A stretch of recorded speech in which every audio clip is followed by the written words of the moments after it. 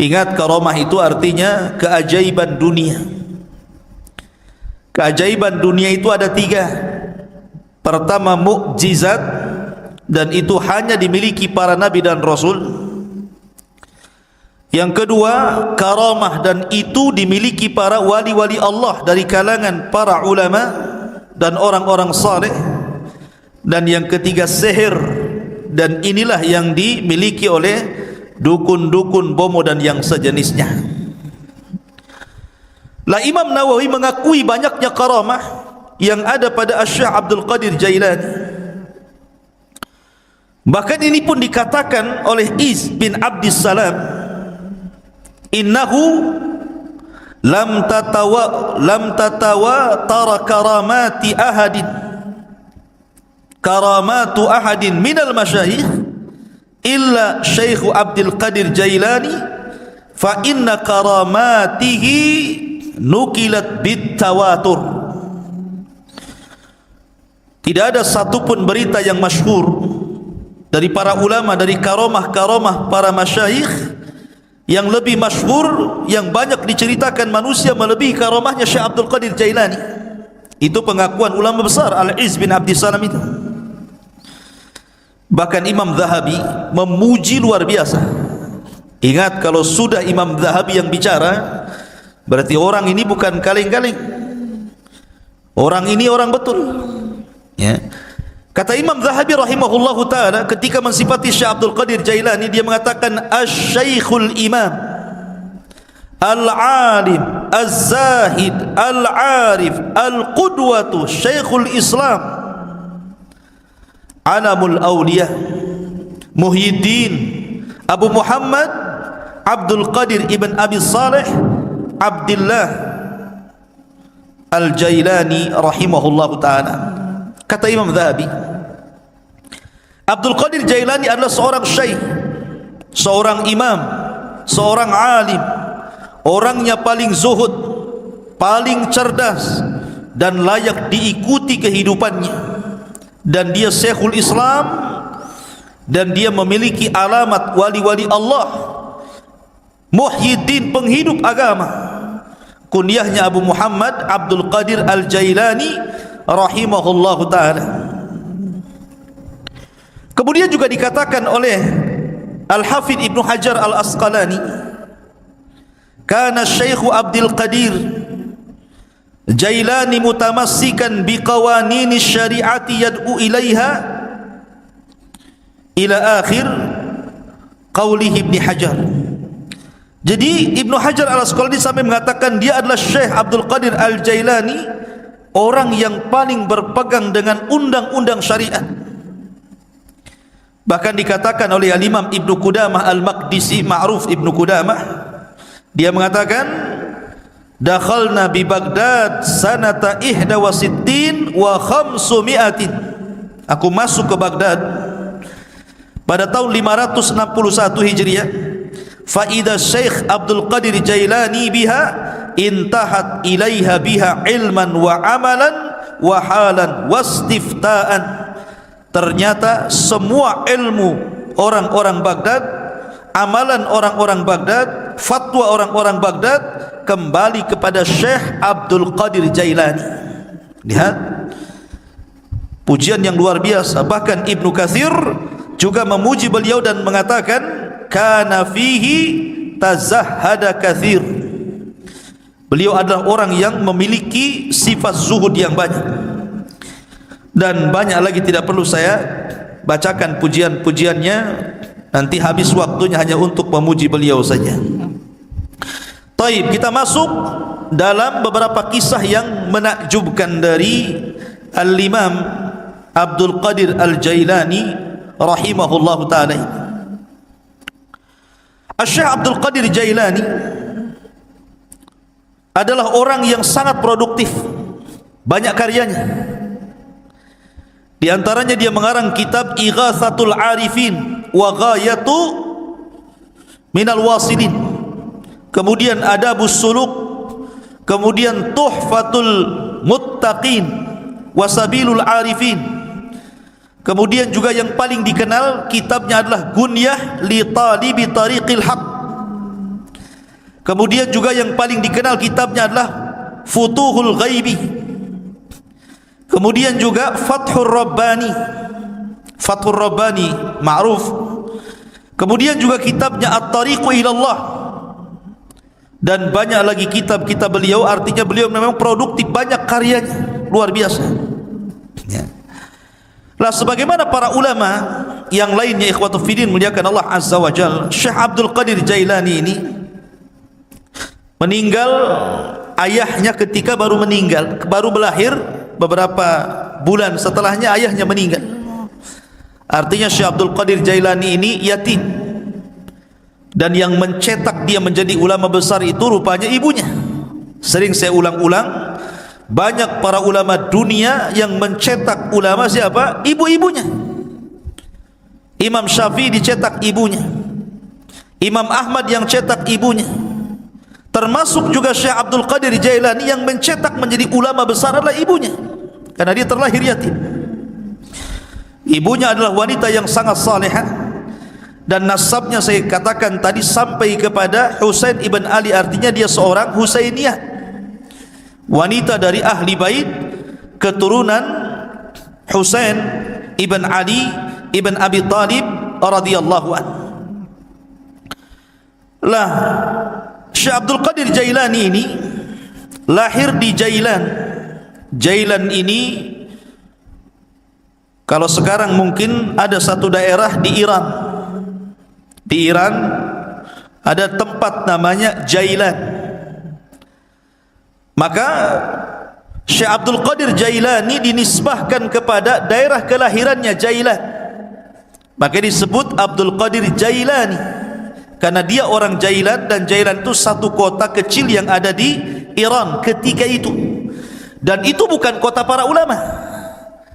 Jailan itu bukan kota para ulama, sehingga Syekh Abdul Qadir Jailani tidak puas belajar di Jailan karena itu bukan kota para ulama. Maka sebagaimana umumnya para ulama, dia pun rihlah li talabul ilmi, berangkatlah dia dari Jailan menuju Baghdad. Dan Baghdad kala itu adalah kota para ulama. Terlahir ulama-ulama dunia, ma'ruf Baghdad itu ya. Tetapi sayang ketika diserang oleh Tatar, tentara Mongolia, maka tentara Tatar banyak membakar kitab-kitab para ulama sehingga banyak yang hilang sampai hari ini. Keganasan Mongolia ketika menyerang Tatar di zaman Syekhul Islam Ibnu Taimiyah rahimahullahu taala. Walaupun ketika Abdul Qadir Jailani hidup di zaman Khalifah Abbasiyah, dan ketika itu memang kondisinya sangat memprihatinkan karena banyak terjadi huru peperangan, di mana orang-orang Antokiyah, orang-orang Sadibi itu, orang-orang Nasrani menyerang kaum muslimin, dan ribuan kaum muslimin banyak meninggal dunia. Memang banyak kekacauan di zaman itu. Tetapi walaupun demikian, Baghdad itu masih negara atau kota yang sangat dicintai para talabatul ilmi karena masih banyak ulama yang hidup di situ. Salah satunya adalah tujuan safarnya Syekh Abdul Qadir Al-Jailani rahimahullahu taala ketika usianya 18 tahun, kemudian dia safar dari Jailan menuju Baghdad, dan dia belajar di rantau selama 33 tahun baru pulang ya. Anda bisa bayangkan, besar-besar di jalan tuh, tua-tua di jalan ya. 33 tahun.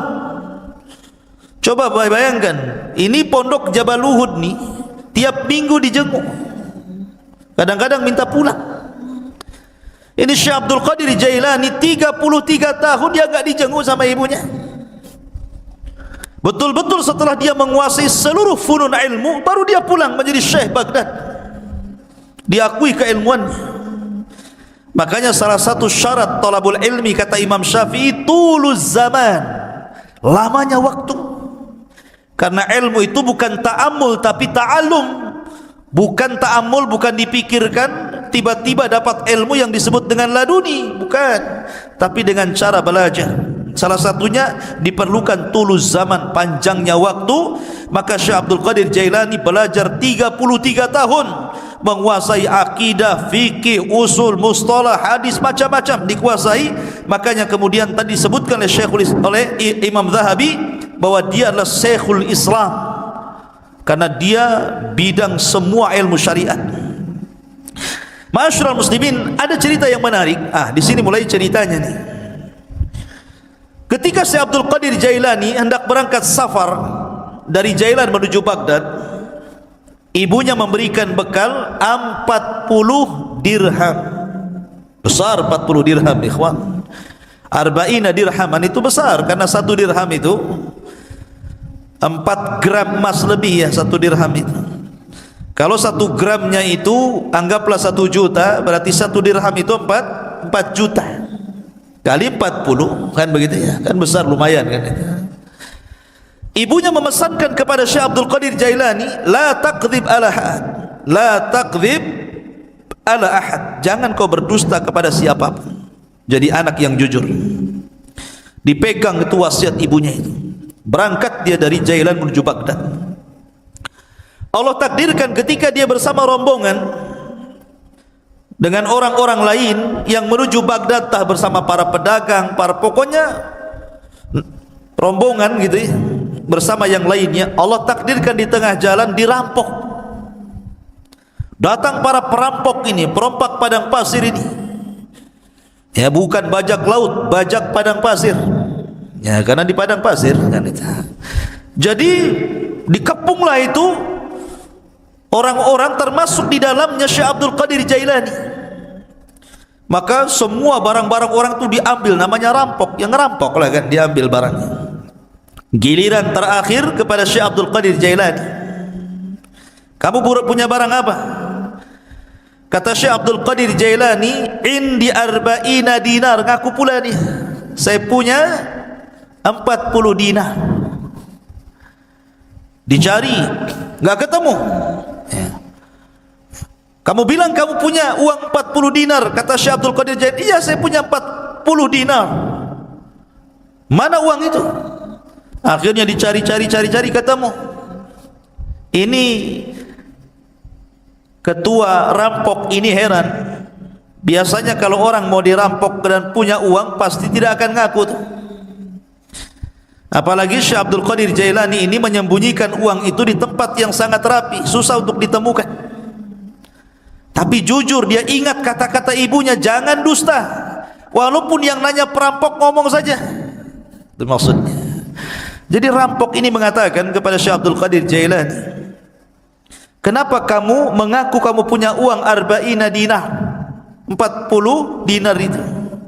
Maka dia mengatakan, karena aku sudah berjanji kepada Allah, kemudian kepada ibuku dan kepada diriku sendiri, alla aqdzib ahadan, aku tidak mungkin dusta kepada siapapun, termasuk kepada kamu wahai para perampok.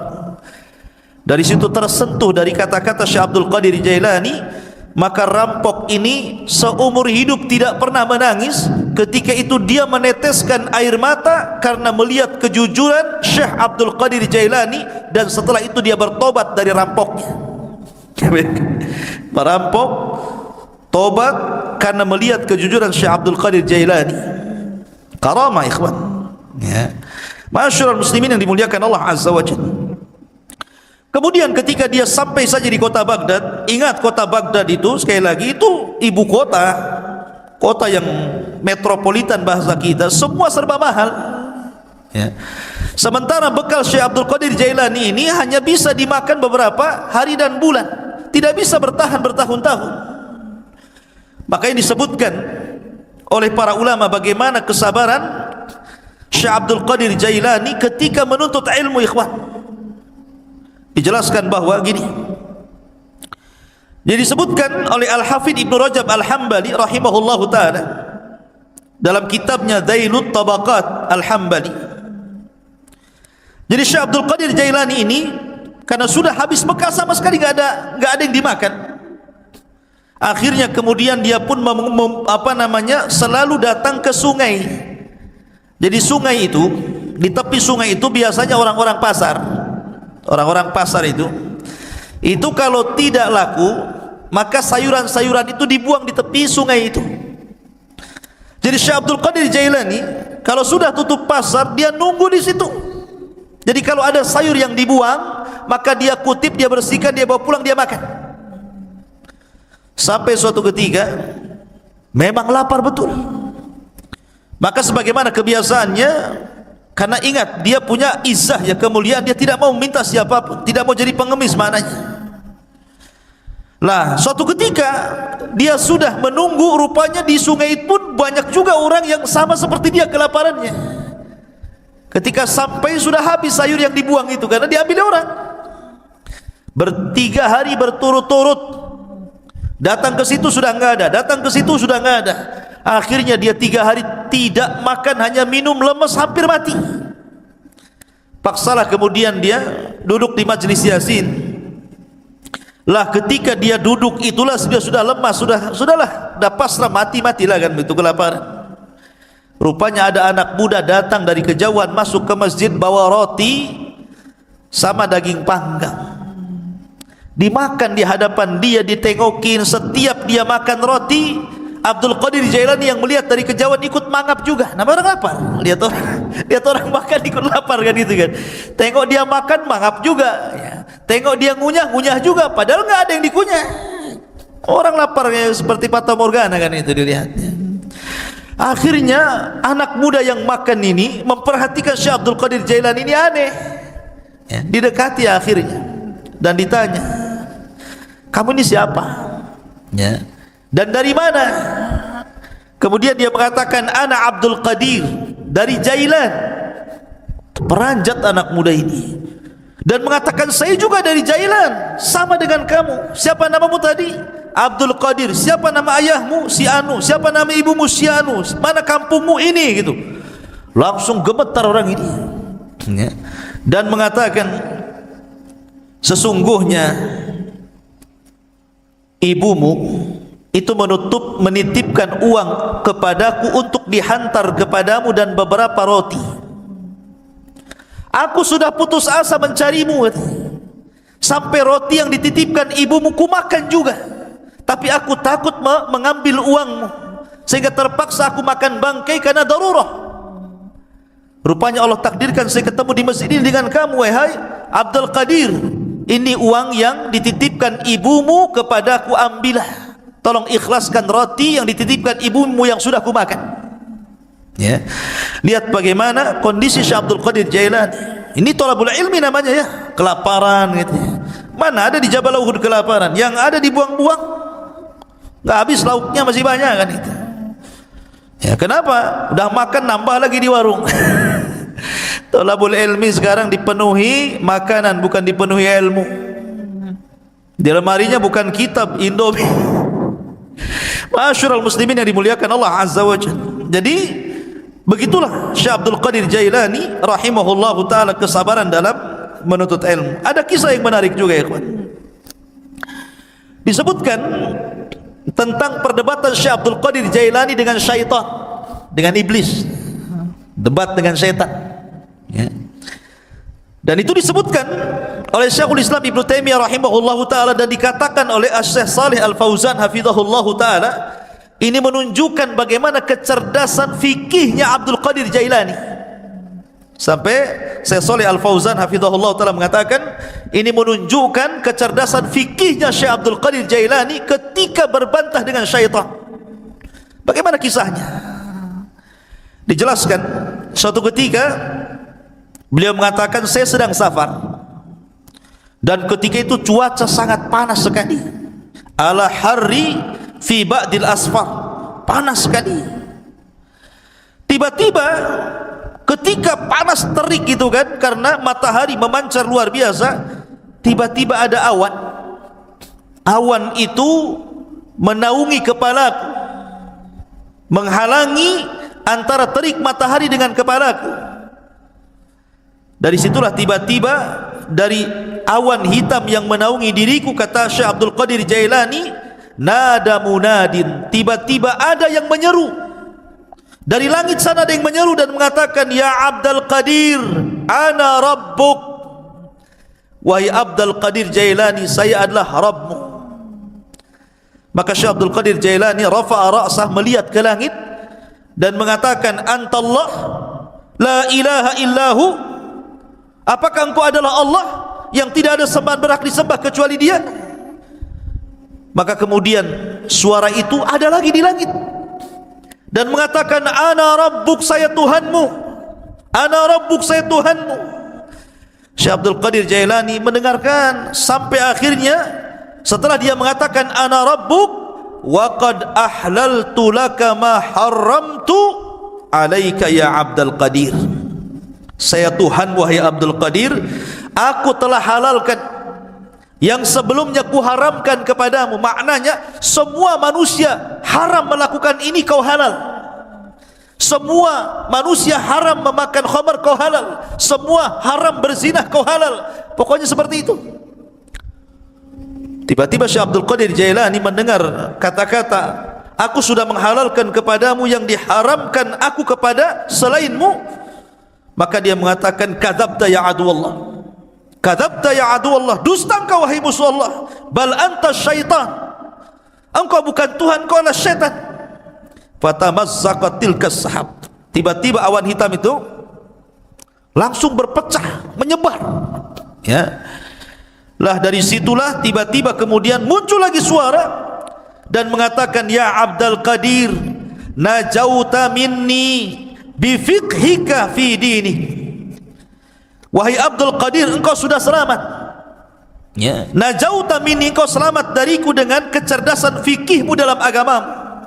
Laqad fatantu bihadal hilah qablaka sab'ina rajulan, sungguh sebelum itu, kata syaitan, aku sudah menguji 70 orang semisal kamu dari kalangan para ulama, kalangan zuhad, dan mereka terkena fitnahku kecuali kamu, katanya, ya. Lihat bagaimana Syekh Abdul Qadir Jailani mengatakan apa? Tidak mungkin. Kenapa? Kenapa Syekh Abdul Qadir Jailani mengatakan kadzabta, dusta kamu? Karena kata Syekh Abdul Qadir Jailani, ketika ditanya,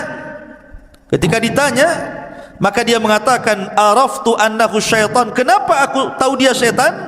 Karena ketika dia mengatakan aku halalkan kepadamu yang kuharamkan kepada selainmu, maka dia mengatakan, li'anna ba'da Rasulillah sallallahu alaihi wasallam la tahlila wa la tahrim, tidak ada yang berhak menghalalkan dan tidak ada yang berhak mengharamkan setelah Nabi sallallahu alaihi wasallam.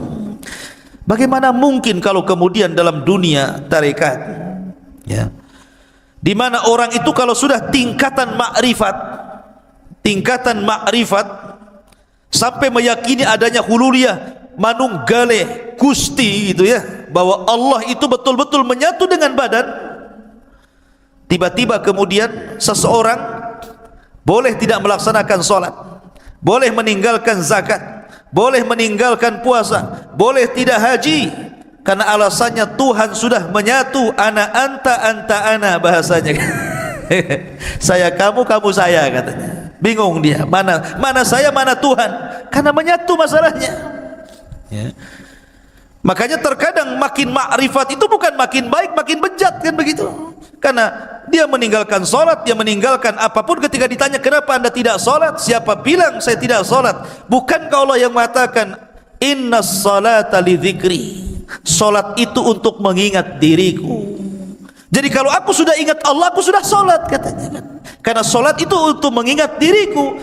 Apalagi kemudian Allah berfirman, u'budullaha hatta ya'tiyakal yakin, sembahlah Allah sampai yakin. Aku sudah yakin, ngapain aku nyembah, katanya, kan? Nah, kan kacau nih kalau sudah Quran dipelintir-pelintir.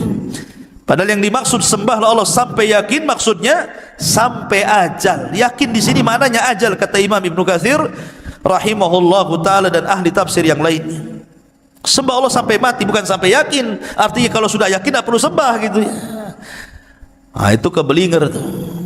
Ma'asyiral muslimin, jadi Syekh Abdul Qadir Jailani mengatakan apa? Dia mengatakan bahwa setelah Rasul tidak ada yang menghalalkan, tidak ada yang mengharamkan. Makanya dia mengatakan kepada syaitan, ya, kadzabta, dusta kamu. Enggak mungkin halal bagiku, haram bagi orang lain, atau sebaliknya, kan gitu. Ma'asyiral muslimin yang dimuliakan Allah Azza wa Jalla. Dari sinilah maka Syekhul Islam Ibnu Taimiyah rahimahullahu taala, beliau memuji dua perkara dari sosok Syekh Abdul Qadir Jailani. Pertama, ketika Abdul Qadir Jailani membahas tentang takdir dan membantah penyimpangan dalam Qadariyah. Yang kedua, bagaimana ketika Abdul Qadir Jailani mendebat syaitan. Dari sini salah kata Imam Ibn Taimiyah, aku sangat mengagumi Syekh Abdul Qadir Jailani sebagaimana disebutkan Imam Abdul Qayyim dalam kitabnya Madarijus Salikin fi iyyaka na'budu wa iyyaka nasta'in. Ma'asyiral muslimin yang dimuliakan Allah Subhanahu wa taala, Syekh Abdul Qadir Jailani walaupun dia sudah menjadi ulama besar, tapi dia dikenal keberaniannya, laumata laim, enggak peduli orang dia. Dia tidak takut kecuali kepada Allah. Syekh Abdul Qadir Jailani tidak takut siapapun, sampai kepada penguasa dia tidak takut. Ya. Dan dia suatu ketika salah satu Khalifah Abbasiyah itu bernadar, nadarnya seperti ini: saya akan beribadah kepada Allah di waktu di mana manusia tidak ada yang beribadah. Gimana caranya coba? Saya akan beribadah di waktu di mana tidak ada satupun manusia yang beribadah. Kira-kira kapan tuh? Mana bisa? Ya kan? Satu dunia ini manusia pasti ada yang beribadah kan begitu ya? Enggak di sini ya di sana, enggak di sana di sana kan gitu ya. Kapan waktunya coba? Mana kita tahu sampai bernadar seperti itu, saya akan beribadah di waktu manusia tidak ada yang beribadah. Mustahil. Ya. Karena setiap detik, setiap menit itu pasti ada orang beribadah di mana-mana. Entah di sini tidak ada, di sana ada, di sana tidak ada, di sana lagi ada. Di Indonesia tidak ada, di Mekah ada, di Mekah tidak ada, di Yaman ada, kan begitu. Sulit kita ini kemudian menentukan waktu di mana manusia tidak beribadah, dia beribadah. Akhirnya para ulama di zaman itu berkumpul memberikan fatwa bahwa khalifah harus bayar kafarah. Karena mustahil beribadah di waktu di mana manusia tidak beribadah. Khalifah harus bayar kafaratul yamin. Puasa 3 hari berturut-turut atau memberi makan 10 fakir miskin. Tiba-tiba Syekh Abdul Qadir Jailani mengatakan, tidak. Ya. Kamu harus tetap beribadah di mana manusia tidak ada satupun yang beribadah dengan ibadah yang sama dengan kamu. Kata Khalifah bingung, kenapa Syekh Abdul Qadir Jailani memfatwakan seperti itu? Yang lain mengatakan bayar kafarah, dia pula kau harus tetap melaksanakannya. Kata Khalifah, lalu ibadah apa itu? Kalau saya solat hari ini, di sana sudah ada orang solat. Kalau saya puasa hari ini, di sana sudah ada orang berpuasa. Kalau saya umpamanya sedekah hari ini, di sana ada orang sedekah. Ibadah yang mana yang tidak bisa kemudian sama waktunya dengan orang lain? Katanya, Syekh Abdul Qadir Jailani, kau harus berangkat ke Mekah, kau umrah. Setelah kau umrah, kamu harus menyempatkan untuk tawaf di saat manusia tidak ada yang tawaf di situ. Ya. Akhirnya dia pun betul-betul umrah. Kemudian dia mendapatkan waktu di mana tidak ada satupun orang yang tawaf. Disitulah dia tawaf. Ya. Kalau kemarin pas ya Ka'bah lagi kosong corona ya, nggak ada orang tawaf gitu ya. Ya. Tapi yang jelas bahwa dari peristiwa ini terkenalah nama Syekh Abdul Qadir Jailani. Dari kasus ini terkenal nama Syekh Abdul Qadir Al-Jailani rahimahullahu ta'ala. Ma'asyiral muslimin yang dimuliakan Allah Subhanahu wa ta'ala, Syekh Abdul Qadir Jailani banyak perkataan-perkataan emas beliau yang kita bisa petik dari untayan-untayan kata-kata mutiara beliau. Di antaranya beliau mengatakan, tir ilal haqqi bijanahi alkitab was sunnah, terbanglah kau kejar kebenaran dengan 2 sayap Al-Quran dan Sunnah. Kemudian juga beliau mengatakan, akhrijud dunya min qulubikum ila aidikum fa innaha la tadurrukum. Keluarkan dunia dari hati-hati kalian, letakkan di tangan-tangan kalian, karena kalau itu yang kalian lakukan maka dunia tidak membahayakan diri kalian. Itulah zuhud namanya, meletakkan dunia di tangan dan mengeluarkan dari hati. Sebab kalau dunia lenyap, hati tidak terganggu karena dia serahkan kepada Allah Azza wa Jalla. Itulah hakikat zuhud. Walaupun dia kaya, selama kekayaan berada di tangan, hatinya diserahkan kepada Allah. Walaupun harta harus hilang, maka hati tidak mungkin terpikirkan dengan hilangnya harta. Kemudian beliau mengatakan, la tadlimu ahadan walau bisu'i dhannikum fa inna rabbakum la yujawizu dzulma zalimin. Jangan kalian menzalimi siapapun walaupun dengan suudzon, karena Rabb kalian tidak mungkin melewatkan kezaliman orang yang zalim. Orang zalim itu terbatas, ya. Tidak mungkin kalau dia menzalimi kemudian betul-betul kita ini mendapatkan kecelakaan sesuai kehendaknya, tidak. Karena kezaliman yang dia lakukan pun sudah dicatat di Lauhil Mahfuz. Bahkan dalam khutbahnya beliau mengatakan, ayyuhan nas, wahai manusia, ya ibna Adam, wahai anak Adam, ish ma syi'ta fid dunya fa innal mauta sayatik. Hiduplah kamu di dunia sesukamu, karena kematian akan mendatangi kamu. Wa ahbib dunya mastata' fa innaka satufariqaha. Cintai dunia sekehendakmu, karena dunia pasti akan meninggalkan kamu. Wa'mal mastata'ta fa innallaha bi amalika sayuzik. Beramalah semampu kamu, karena sungguhnya Allah dengan amalanmu akan membalas seluruh amalan. Dan banyak kisah-kisah yang menarik, tetapi kalau kita melihat Syekh Abdul Qadir Jailani ini, ikhwan, dia seorang ulama Hambali. Ingat, seorang ulama Hambali. Memang dia itu punya kelebihan, kalau dia berceramah, memang dia seorang orator. Orang itu mudah menangis apabila mendengar kata-kata Syekh Abdul Qadir Jailani. Makanya kalau dia membuka majlis ilmu, majlis taklim itu, yang datang ngaji setiap kali menyampaikan kajian 70.000 rajulin, 70.000 talabatul ilmi, 70.000 para talabatul ilmi itu numplak di masjidnya itu. Coba bayangkan, sekali kajian tuh. Kalau di musim corona ya nggak ada yang ngaji, ya kan? Walaupun tidak di musim corona, siapa kecuali tabligh akbar lah ya, bukan kajian rutin. Kalau kajian rutin berapa orang aja kan itu. Ini setiap ngaji 70.000 numplak di situ, coba bayangkan. Kan ulama luar biasa. Ya, makanya kemudian terlahir para ulama dari Syekh Abdul Qadir Jailani. Dan banyak para ulama sezaman dia mengambil akhlaknya, mengambil petuahnya, dan dia pun melahirkan ulama-ulama dunia setelahnya. Tetapi para pengikut setelahnya sampai hari ini banyak yang gulu ekstrim, melampaui batas, bahkan memuji Syekh Abdul Qadir Jailani melebihi kapasitas dia sebagai manusia. Bahkan ada yang sampai menuhankan, naudzubillah, ya, sampai menuhankan Syekh Abdul Qadir Jailani. Dia manusia, dia ulama, sama dengan ulama-ulama yang lainnya, karyanya banyak. Terkadang orang-orang yang mengkultuskan Syekh Abdul Qadir Jailani, dia sendiri tidak paham siapa Abdul Qadir Jailani, bagaimana karya-karyanya, bagaimana pengetahuannya, bagaimana pendapat-pendapat dia seputar solat, seputar zakat, seputar puasa, muamalah. Kadang nggak paham, ya. Dia hanya terbawa cerita orang, terkadang cerita khurafat-khurafat yang ditimbulkan yang tidak ada sanad kepada beliau, akhirnya mengkultuskan dan sampai menuhankan, naudzubillah. Ingat bahwa manusia tetaplah manusia.